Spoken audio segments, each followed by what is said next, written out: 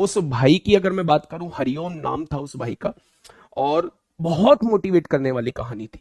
और मोटिवेट करने वाली कहानी ऐसी नहीं थी कि बहुत सारे लोग जो है वो सफल होने के बाद जो है वो अपने पीछे कहानी जोड़ देते हैं, लेकिन उस भाई की बातों में सच्चाई थी।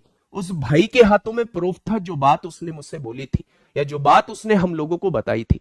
एक्चुअल में वो भाई जो था वो आपके ललितपुर से था। ललितपुर से आगे 40-50 किलोमीटर दूर उसका गांव था।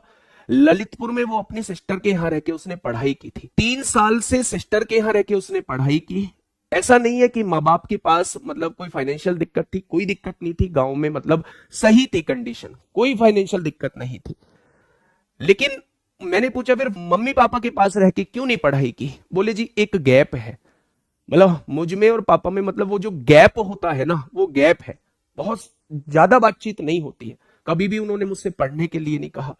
मैं 1-2 बार असफल हुआ एग्जाम्स में तो हमेशा मेरे कंधे पर हाथ रख के मुझसे ये कहा जब भी मैं जाता हूं कि कोई दिक्कत नहीं है, आराम से मेहनत करो, दिल खोल के मेहनत करो, सफलता मिलनी होगी मिल जाएगी, लेकिन तुम तो अपनी मेहनत में कमी नहीं छोड़ रहे हो ना।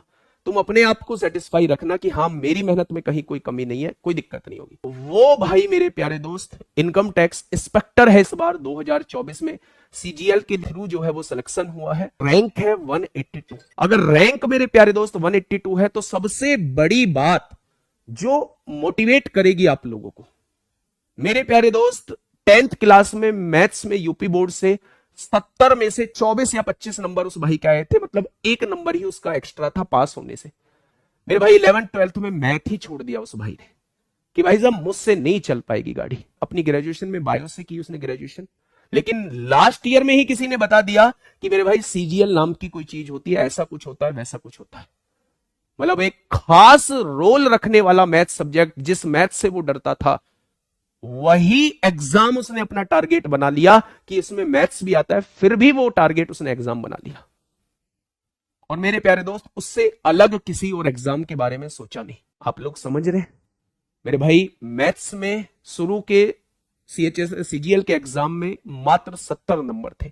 सबसे बुरी हालत मैथ में थी। पढ़ाई की, मैंने पूछा कि बार बार ऐसा नहीं लगा होगा? बोलो बार बार लगा, हर बार लगा कि मैथ नहीं होगा, लेकिन वो दिख रहा था ना कि टारगेट कि भाई सब सीजीएल निकालना है। 2024 के सीजीएल मेंस में 90 में से 90, प्री में 50 में से 50 उस भाई के। और आज वो इनकम टैक्स इंस्पेक्टर की जॉब लेके जो है वो मिलने के लिए आया है। मतलब इतना बड़ा परिवर्तन, इतना बड़ा कमबैक बच्चे। हाँ, मुझे पता था कि बहुत सारे ऐसे लोग आएंगे जो कर कुछ नहीं सकते, बस अपने मुंह से एक जुबान निकाल सकते हैं, झूठ है।